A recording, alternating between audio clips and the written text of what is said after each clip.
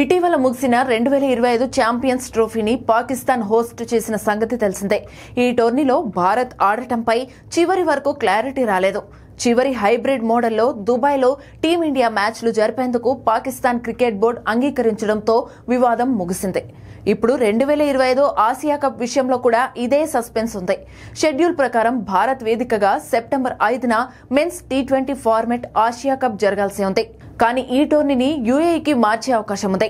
అయితే టోర్నమెంట్లో ఇండియా పాల్గొంటుందా లేదా అని బీసీసీఐ క్లారిటీ ఇవ్వాలని ఆసియా క్రికెట్ కౌన్సిల్ కోరుతోంది. మే ప్రారంభం నుంచి ఇండియా పాకిస్తాన్ మధ్య ఉద్రిక్తతలు పెరిగాయి. దీంతో ఈ టోర్నమెంట్ జరగడం కష్టమేననే టాక్ నడుస్తోంది. ఈ పరిస్థితులు ఏసీసీ, స్పాన్సర్లు, బ్రాడ్కాస్టర్లపై ఒత్తిడి పెంచుతున్నాయి.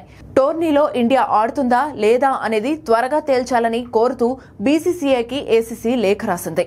ఆసియా కప్ ప్రిపరేషన్లు టోర్నీకి 60 నుంచి 90 రోజుల ముందు ప్రారంభం కావాలి.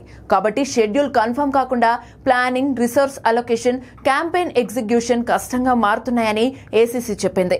అయితే ఆసియా క్రికెట్ కౌన్సిల్ కి ఆసియా కప్ చాలా కీలకం. ఇదే వారికి ప్రధాన ఆదాయ వనరు. అది జరగకపోయినా నష్టాలను ఎదుర్కొన్న సంస్థ తీవ్రమైన ఆర్థిక సవాళ్లను ఎదుర్కోవాల్సి ఉంటుంది.